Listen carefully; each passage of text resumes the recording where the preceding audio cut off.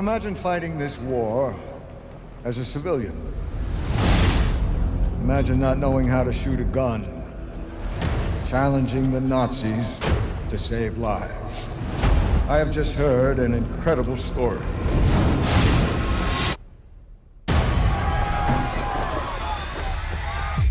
That makes your sacrifices completely worth it.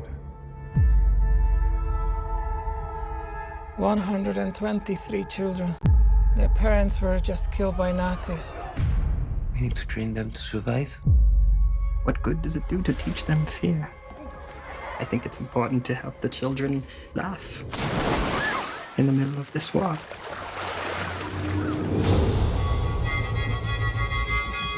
There's a group in Lyon arming themselves to fight back. We need to find guns, we need to learn how to shoot. Do you really think I could help anyone with a gun? Of course not. Your passports are impressive. Look at this. Marcel Marceau. It's a great name. Welcome to the Resistance. Why are we fighting a war we can't win? We can't kill all the Nazis, You can kill some. or you can save some lives. We want to take them out to France to see if we can get across the border. Tell me where they are. I don't know where they are. You do know! In every generation, they rise up against us. Sometimes a powerful man, sometimes an army tries to destroy the Jewish people. But here we are, together. You are not alone. What's the best way to resist? It's not to kill them.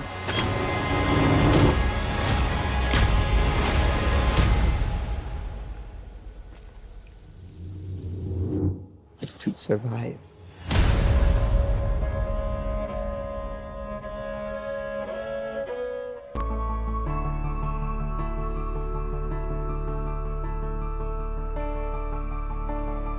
Greetings, and welcome to AJFF in Conversation, a presentation of the Atlanta Jewish Film Festival and a part of expanded virtual programming in response to COVID-19.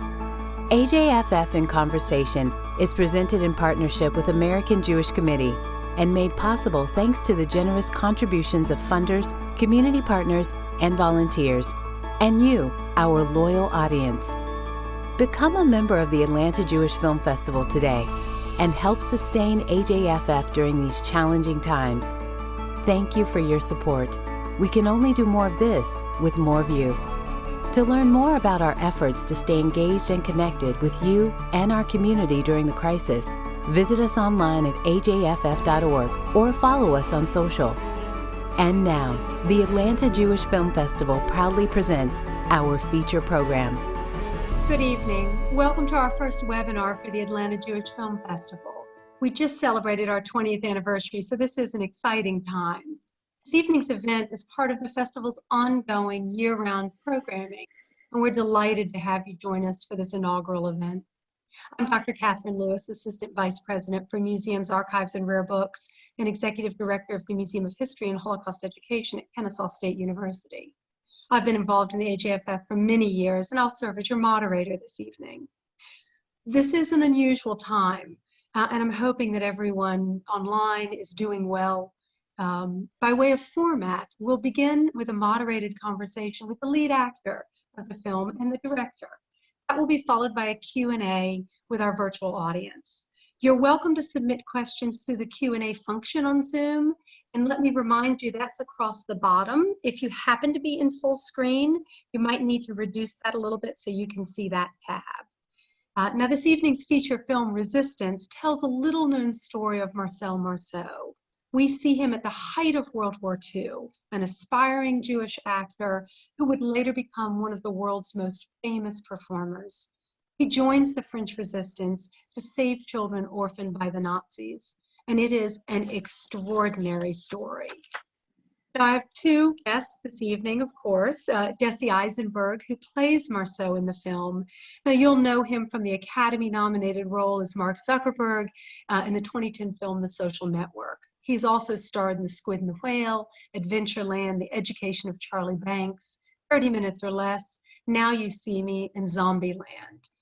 He played Lex Luthor in 2016, Batman vs. Superman, Dawn of Justice. We're also joined by Jonathan Jakubowicz, the noted Venezuelan filmmaker and writer, whose film Sequestro Express was nominated Best Foreign Language Film at the British Independent Film Awards in 2005.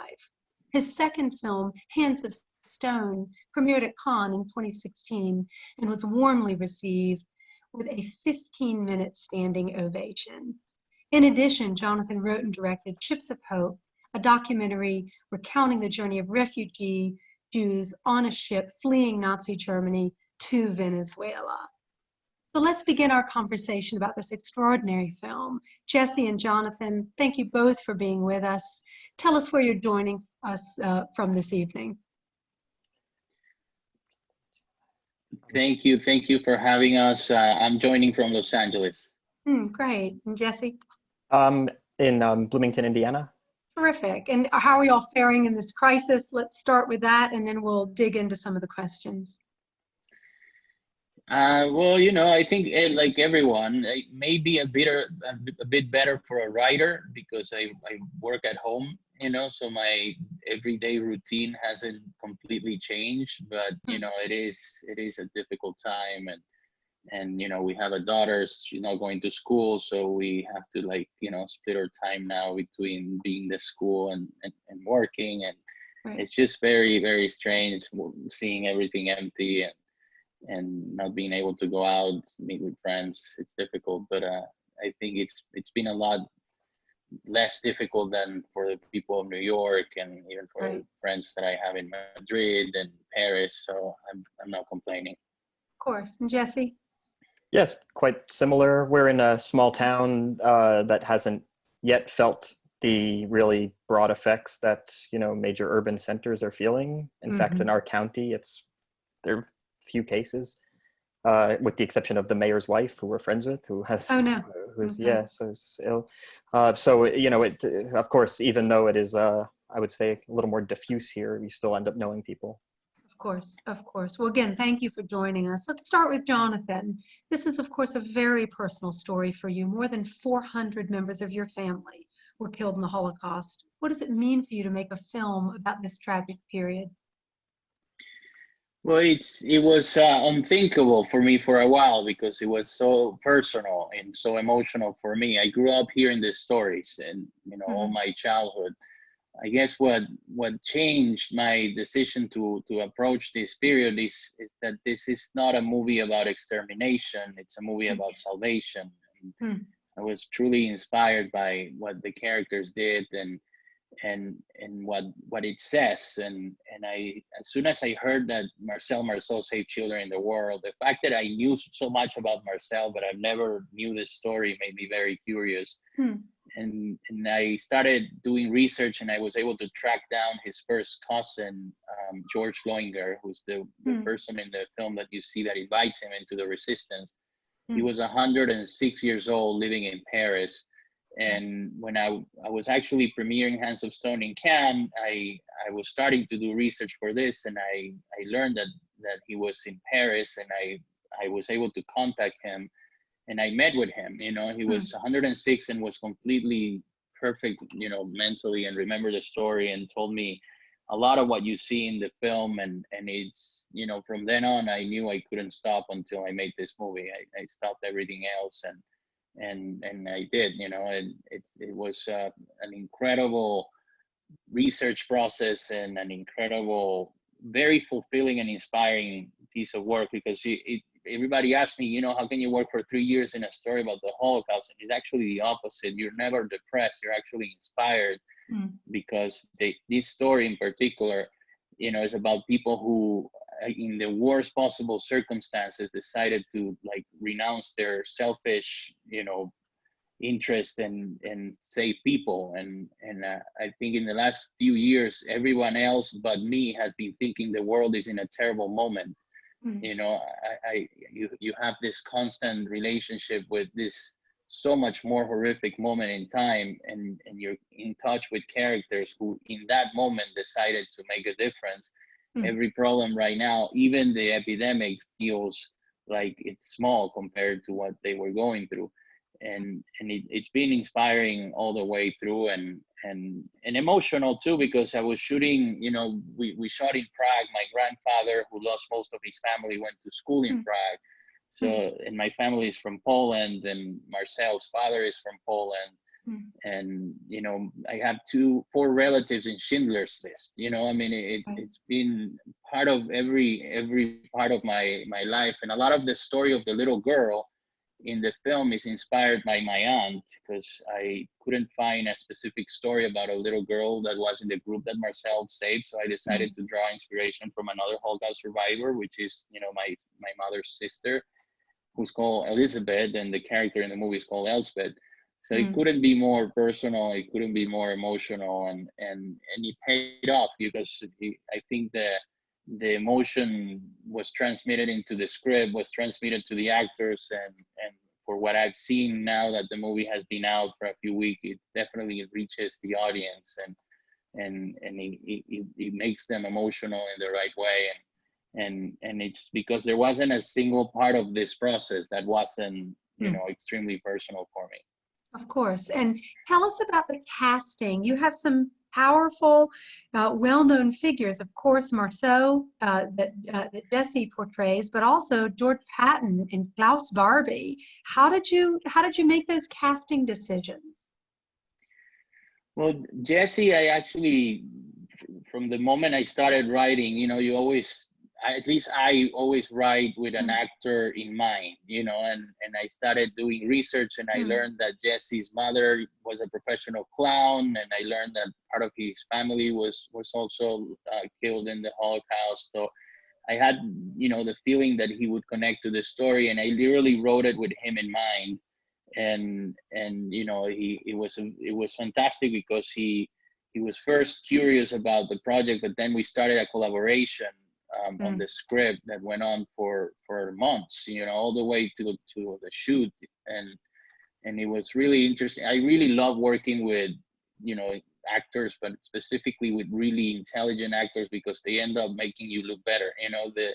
Their script, I'm not as good as the script is, if I am working with great actors, they end up embodying the character, and there's a point in which you feel that they know more about the character than even you do, and it was a really special collaboration with Jesse and all the actors. I mean, working with Ed Harris and working with Matthias, who plays Klaus Barbie, but also working with all the other actors who are, very well known in their specific countries in Europe, but not that known for the rest of the world.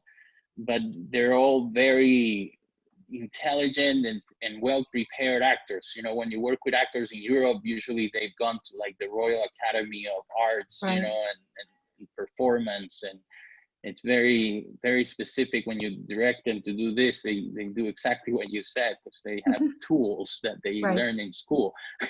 Indeed.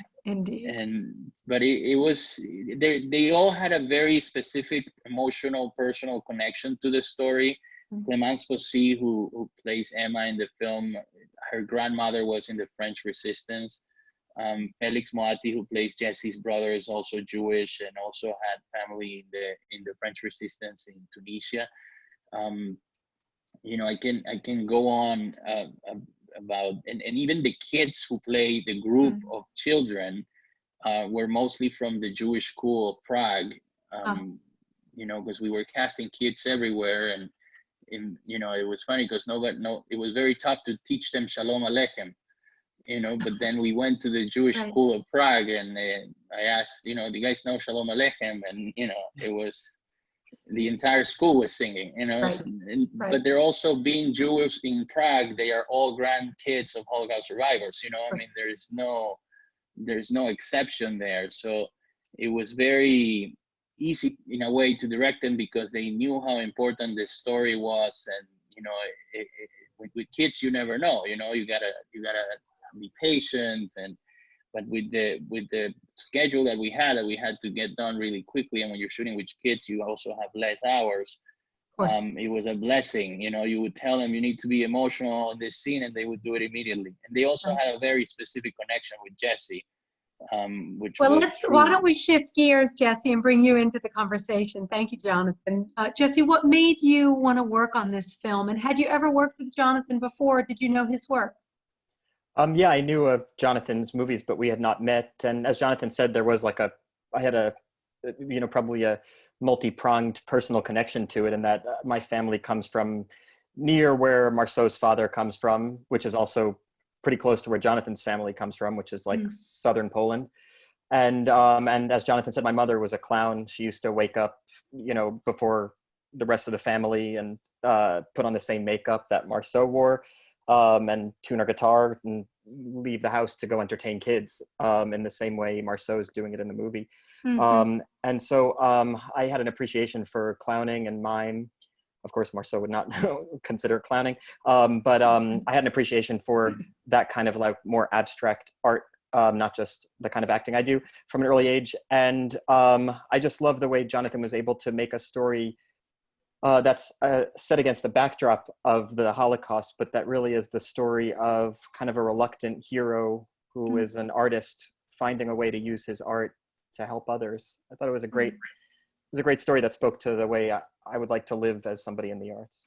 Indeed, and it's certainly a compelling and complex part, and I think you bring it to life in an extraordinary way, but it's different from anything else you had done. Can you talk about that? Yeah, I mean, well, maybe the first thing I asked Jonathan was like, do I have to speak with a French accent, and do I have to be good at mime? And he said, yes, but luckily we have a lot of time.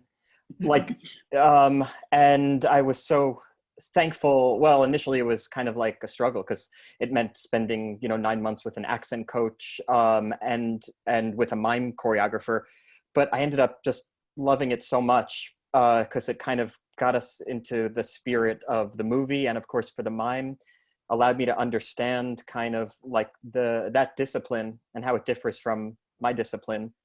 And it was just anytime you work on a project as an actor, you want to prepare as much as possible. Oftentimes there's not that much you can do practically because a lot of it is just realistic, portrayals of modern people who are quite similar to you.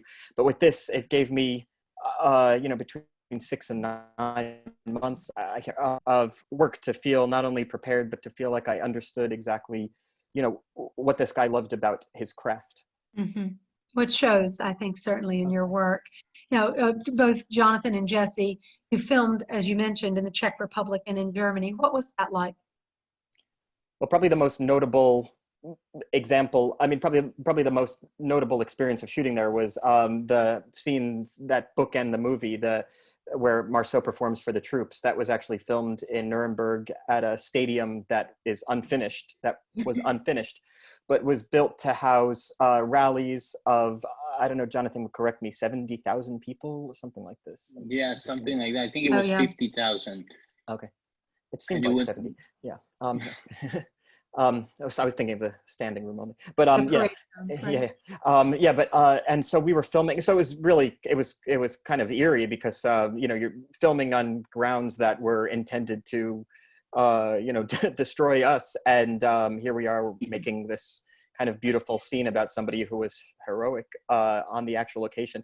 It was pretty surreal. Oftentimes when you do a movie that's a true story or a period movie or something, you're on stages in New York City or something, or and this was on the locations oftentimes of where some of the worst horrors either took place or were envisioned. Right, indeed, and certainly being on that historic landscape is powerful. I've been there, and those are extraordinary. Yeah. Jonathan, can you talk a little bit about the tension between fact and fiction that Jesse mentioned? Of course, that's you both want to represent a historical moment, but you also want to tell a good story. So how did you balance that, and how did you and Jesse sort of work that out? Well, I think it's the challenge when the story begins in 1938 and ends in 45, and you have 2 hours to tell a story that takes place in 7 years. So it's always, about combining aspects of his life and sometimes combining events in his life that, get you through the story. I mean, most of it is either based on reality or is inspired by the essence of what I feel was the moment for the character. I mean, specifically the face-to-face meeting between Marcel and Barbie is something I couldn't confirm, from historical research, but they were running away from Klaus Barbie, and Klaus Barbie was chasing them, so it was a decision to make a face-to-face between the hero and the villain, and I guess that is the biggest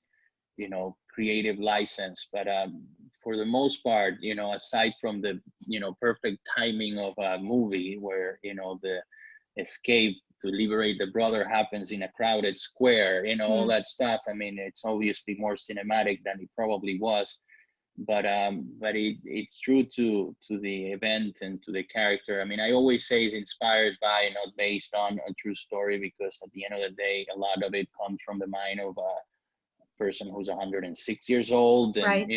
There's always risk that it wasn't exactly how it was, but and for us, the essence of the story of a person who learns to mime in order to save children, and becomes an artist in the process was what was more important.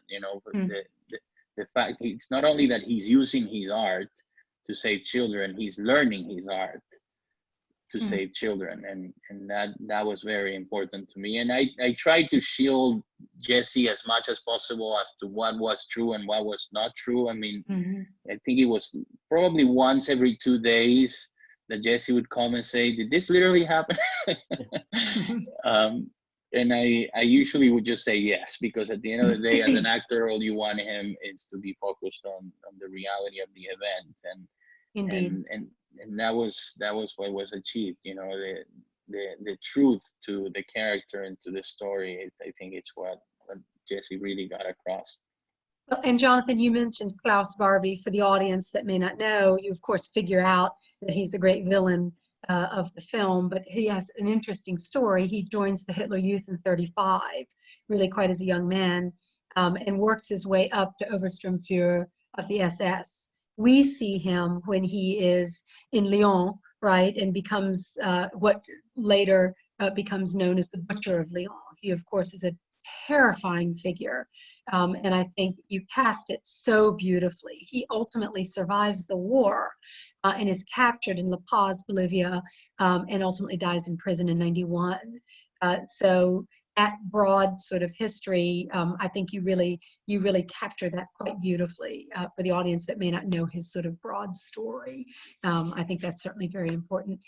So Jesse, can you talk about a little bit about what about the story surprised you most? And before you answer, I just want to remind our audience that we'll shift to Q&A in just a moment. You'll see along the bottom of your screen a Q&A tab. Again, shrink your screen down if you're in full screen format. And please feel free to submit them, and we'll offer those in just a few moments. But what did surprise you about this story?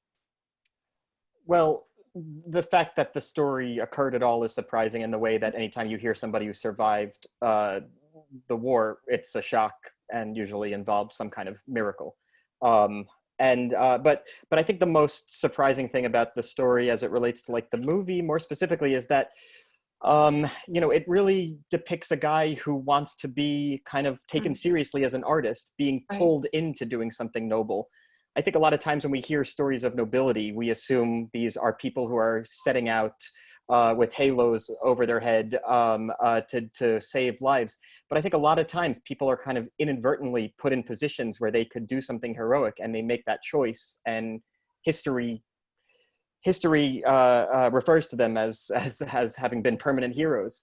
And so what I loved about what Jonathan wanted to do in the movie is show a story about a guy who was a young, kind of petulant, stubborn artist who took himself seriously and took his art seriously, you know, what he was thinking of as his one-man shows above all else, and then finding actually that the true kind of artfulness comes in connecting with some kind of, you know, emotional, you know, experience that can only happen externally.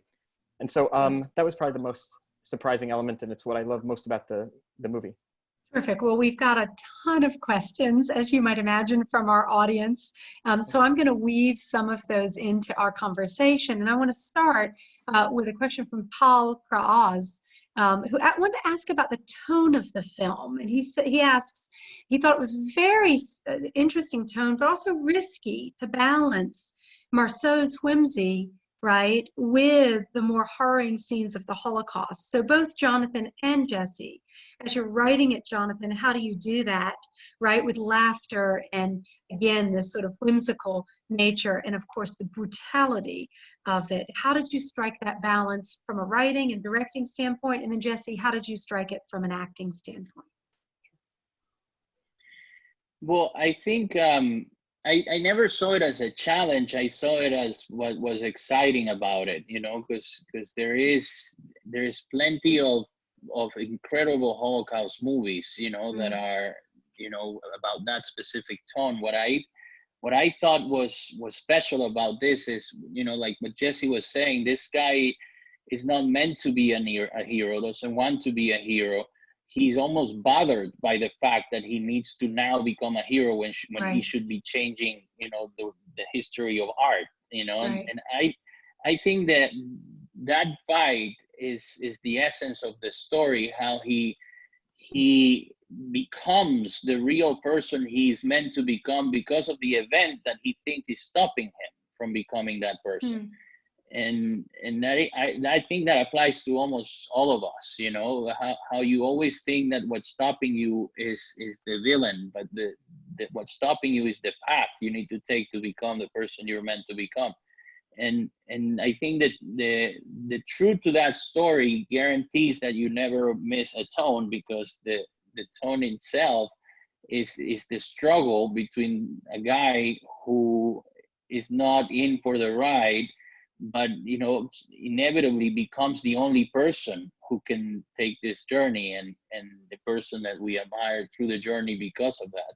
And it changes him, and we see his change. And I think, you know, I'm not afraid of the event, and I think that's why I guess wasn't afraid of the tone, because it's my story, you know. I don't see the Holocaust as you know, this thing that nobody should touch. I see it as the story of my family, and I feel like I'm allowed to tell that story, and I thought that was what was exciting about it. But I love the question, and I love that he appreciated that. That's a friend of mine who asked that.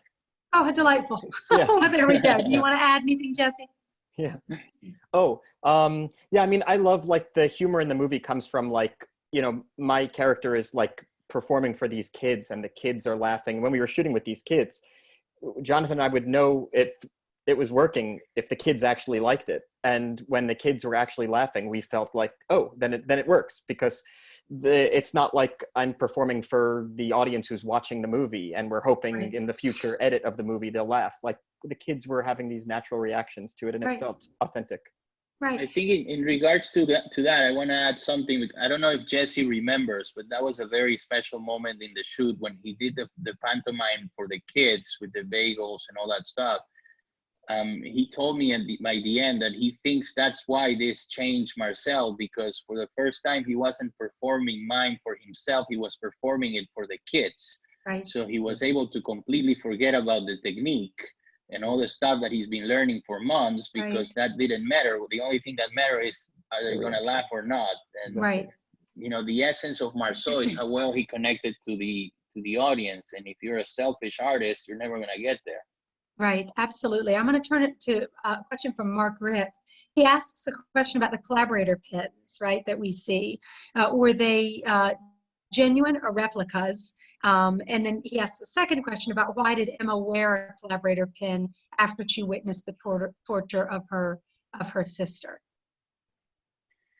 If he's asking if the actual collaborator pin that we used in the movie was real, it was. I mean, the great thing about working in Europe and specifically with a German costume designer is that they really have access to some of the vaults and some of the archives, and it's pretty tricky to get like memorabilia from the period there. You have to have a permit because they want to make sure you're not throwing a Nazi party. But, oh, right. But we worked with a phenomenal German costume designer, and she was able to find that pin, which I actually didn't even know about, that the pin existed. And why did she wear it? I mean, I think the moment when she wears it, she's completely numb, after what she witnessed. And I mean, she's ready to basically kill herself and jump in the train tracks. And but she doesn't wear it in the scene afterwards because Marcel already got her. But she wears it because she's not there. She can't even believe what she just witnessed, and she wants to die. Now I have both Jason Evans and Mark Leventhal asking a question about Patton, right? Ned Harris, a beloved actor. Can you talk a little bit about why you all bookended the story with Patton telling that story about Marceau, and does he really tell that story at Nuremberg? Yeah, I mean, the why is, I think there is nothing more unlikely as a war hero than a mime. You think of war heroes, war movies, the last thing you think is a mime, which is, in a way, the more delicate art form imaginable. So when I learned that the first official performance that Marcel did was for Patton's troops, I felt like nothing would introduce this, mime war hero better to the audience than an army, and the army that he performed for. Whether he did it in Nuremberg, he was stationed nearby. I don't think he was stationed at the Congress Hall where we shot, but he was stationed nearby, so it probably happened very near from where we shot. Okay. Next question is from Sandra Crane. And sort of a question for both of you. The theme of the film, of course, is resistance. It's the title, but also courage. And Sandra goes on to say that she says this is, of course, so relevant for us in these critical times. It's both timely and timeless. The debut of the film precedes Holocaust Remembrance Day. Was that intentional? It wasn't intentional. It wasn't intentional, that it was gonna come out in the middle of an epidemic. You plan this releases, a lot in advance. But if there's something I learned, I remember the first time I spoke to Jesse, I told him that as an artist, if the war happened to me, I would think what Marcel thought is, why is this happening to me specifically? And I have to say, a few weeks ago when theaters started closing right before my movie was going to be released, I caught myself wondering, why is this happening to me?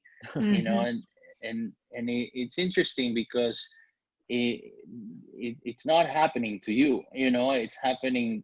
There's an event that you happen to be a part of, and I think it's been special and different to release this movie at a time, because it's a movie about heroic civilians in a moment where we are witnessing the entire planet clapping for doctors who are the only ones who can save us. There's, sometimes you see images of tanks getting into New York City as if they could shoot the virus, but the reality, there's nothing the military can do other than assist the doctors who are, people who went to the university to, prepare themselves for a moment like this. So I think to release a movie about civilian heroes saving other civilians in a moment like this, and civilians that decide that survival is the only thing that matters in a moment where the entire planet decided to stop and forget about the economy, forget about all the elements, and simply let our doctors save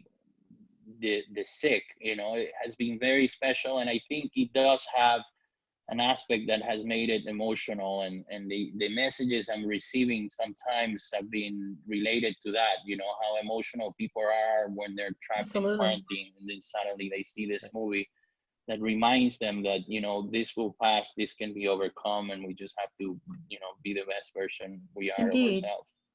Jesse, we have a question from Ellen Mazer for you, that you've played a variety of Jewish roles in your career. Do you have a special affinity for Jewish characters? And do you have any particular standards in choosing which Jewish characters you will play? I do have like a kind of like probably unconscious aversion to stories that exploit Jewish stereotypes. And I mean, that sounds like it would be obvious, but I think it's actually far more insidious than it might seem on the surface. Those stereotypes are often find, you know, these kind of like you know, hyper under sexualized, you know, panicky people. I've played like worried people, but they're usually funny or smart or something that I feel like would be like you know, higher on the list of attributes. I've really get you could see when characters are like coded as Jewish, not necessarily specifically you know, explicitly said as Jewish, but when they're coded as Jewish and it's done in a kind of, I don't know, way that I find just disgusting. I see that quite a bit. Usually those movies don't end up getting made, so there's stuff that I would read that the public would never even see. But in terms of playing Jewish characters, yeah, I mean, when I write for myself, because I write plays that I act in, I write Jewish characters. It's something that when I started acting, I really tried to avoid, because I thought it would like limit me as, you know, an actor who could play any part or whatever. But as I get older and as like the world becomes a little more sensitive to actors playing the thing that is close to them, which is happening quite a bit now anyway, it just feels less of a concern and more of like a kind of wonderful advantage to be able to tell stories that feel that much closer to my history. Of course, and we have another question from Jason Evans, asking you to talk just a little bit about how you portrayed the mime scenes. Did you have experience with that? I know that we talked a little bit about that at the beginning, but how did you prepare for that? It was really an exhilarating process. Jonathan found this incredible teacher. His name is Lauren Eric Salm, S-A-L-M, if you're curious. He's one of the great, you know, mimes. He studied with Marceau at Marceau School in France, and then has since not only become a great teacher on his own, but also become like almost a chronicler of Marceau's life. And so I had this kind of like two-pronged education. One was he was teaching me mime choreography that he made up for the movie that was derived from gestures and you know, the full scope of Marceau's work and teachings. And then I had this other education, which was about the history of mime and the history of Marceau. And I got it from a guy who was, you know, probably aside from Jonathan, as adept and passionate a person could be. And it was just fantastic. And so I learned the routine starting in California, then probably 7 months before we went out to film the movie, maybe more, I can't remember. And then when I was in Prague, I had this other great teacher. His name is Tomsa Lagierski. If anybody's curious to look him up, he's also an incredible mime. And he was on set every time we had to do mime. He is in the shot, if you remember in the bagel scene, he is in the shot when I roll over backwards. And I'm sure Jonathan would point to other shots, but I felt like confident enough to be able to do everything that I do in the movie. I think, right, Jonathan? Maybe there was a few seconds. There's no other shot, actually. I mean, he was on set every time because we had him as a potential double in case Jesse couldn't do a specific pantomime. There's nothing he couldn't do. The only moment that, you know, it was rolling backwards, because that's mostly like an acrobatic thing. That's the only shot where there's a double for Jesse. Everything else was done by Jesse. It is extraordinary. So we have about 10 minutes left, so we'll have time for just a few more questions. But I want to do a quick shout out for all the people who've submitted questions: Howard Fagan and Jorge Pozo, Hyan Zhu and Andreas Rodriguez, Lindsay Fenton, We've got Amy Morrison, Cassie Liu, Kathy Ellis, Jason Evans, Judy Bozarth. This is from all over the country. And I think people have given extraordinary questions. Stephanie Kahn, Kathy Ellis, David Jacobs, Michael Dock, Ferenc Ortiz-Neji, Mark Ripp, Sandra Crane, Sari Earl. I hope I got everybody, and surely I butchered a name or two, but did my best as we're sort of working our way through. But I want to come back to just a few questions, and one really is, y'all both hinted at this, but I'd like to ask directly about the research that you did. Of course, Jonathan, you've been a writer for a long time, a screenwriter. Were you in archives? Were you doing primary and secondary research? And then Jesse, obviously you worked with coaches and mimes that knew Marceau, both either personally. Talk just for a few minutes about your research as we come close to wrapping it up. Well, for me, it was, a ton of books. I went to the Museum of the Resistance in Lyon. Oh, yeah. I went to the Shoah Museum in Paris, to Yad Vashem in Jerusalem. Sure. I even met with the Klarsfelds, who were the Nazi hunters who found Klaus Barbie in Bolivia. Like I said, I met with George Loenger and his family, his son, who's only 88 years old, and was very helpful as well. And everything I could get. I researched Barbie for a long time. Being from Venezuela, I was always fascinated by the Nazis who were hiding in Latin America, and Barbie was one of the most famous ones. So it was a constant research all the way, and a ton of incredible books. Great. And then Jesse. Yeah, I mean, I tried to watch every video I can of Marceau. Unfortunately, there's no interviews with him at the age that I'm playing him. So I was kind of watching interviews with a guy who was at the top of his field and was internationally regarded as one of the great artists in the world. So it was maybe misleading for me in some way, because I assumed, wow, this guy is supremely, kind of confident and well-versed in his own craft. But of course, you're trying to imagine what somebody like that would be when they're starting out. So, and then, for me, I'm also like Jonathan, but I didn't have an interest in Nazis in Latin America just because it wasn't part of my purview in New Jersey. But I was, have been obsessed and interested in the Holocaust, of course, since I'm young. The first play I wrote was about my cousin who survived the war and still lives in Poland. And I performed that play around the world 200 times. And so, I'm so interested in it as well. So to get to shoot this kind of movie in Europe, and talk to Jonathan every day, who's has an encyclopedic memory, was fascinating. Indeed. Well, I want to bring one more question in from Amy Morrison. That this is a deeply emotional film. Of course, everyone knows that watched it. Were there particular scenes that were really tough to get through for both of you? Oh, should I go first? Yeah, I was at all times just panicked about the days that I had the more intense mime scenes. So that's not answering the exact question that she's referring to. Emotionally, it was a very unusual experience because you're doing this movie in this place that where it took place, and so it's a real thing that I think about all the time, that my family, that we lost family during. So it's a very unusual movie experience, because normally on a movie set you finish the day and you go home to something completely different. But here we were going home, and on the weekend I took my wife and a 2-year-old baby at the time to Dachau to look around. I didn't, it was amazing to be there with, my son, who didn't obviously have any context for where he is. And he was kind of laughing and running around. And I was initially kind of mortified that he was, laughing and, in this very somber place. And then somebody said to me something like, this is exactly what we want. We want a young, Jewish child to run around on the place where they tried to kill our ancestors. And so it was this incredibly emotional experience, because it didn't end. You'd do these incredibly emotional scenes and go home and be thinking about it and be in the place where equivalent stuff occurred. Well, and Jesse, I think, of course, and Jonathan, there's that great scene where you're talking to Emma about whether to continue to fight in the resistance or to turn the attention to the orphans.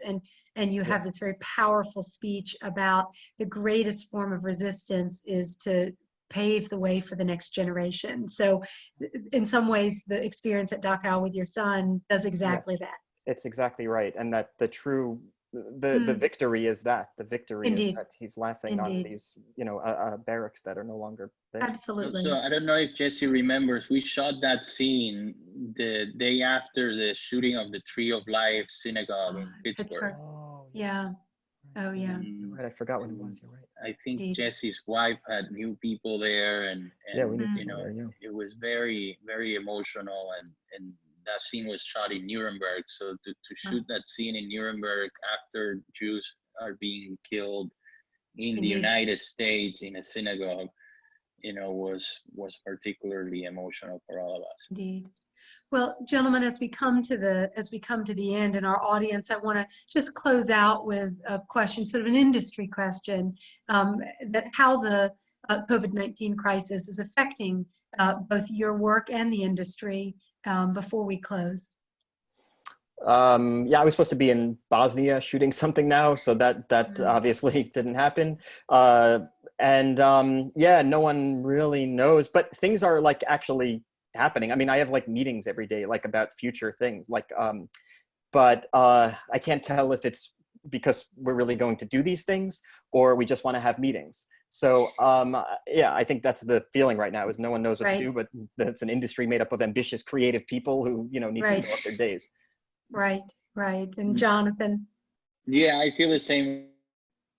I mean, it's very difficult to know what the world looks like in a month and making movies happens to be very much about a lot of people working together and in a public place, so it's difficult. I think it's going to be tough to get the right conditions, and we're going to have to probably change some of the things we do, the way we do them.